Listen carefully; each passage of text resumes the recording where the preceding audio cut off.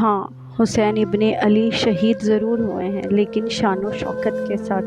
ان کا سر ضرور کاٹ کر نیزے پر رکھا گیا، لیکن پھر بھی دیکھو کہ وہ کہہ رہے تھے، نیزے پر بھی انہوں نے قرآن سنایا، نیزے پر بھی انہوں نے دنیا کو بتلایا کہ مت جھکنا کبھی بھی کسی کے آگے۔ اسلام کو زندہ رکھنا ہے تو حسین کو زندہ رکھنا ہے۔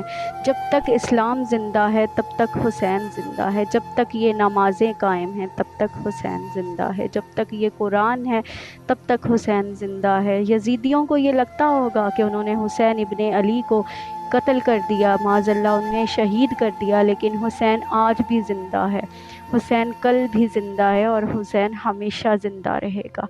جب تک یہ دین و اسلام ہے، یہ دنیا ہے، تا قیامت تک حسین زندہ ہے۔ باعث حشر بھی حسین زندہ ہے۔ وہ نبیوں، وہ جنت کے نوجوانوں کے سردار ہیں، وہ آج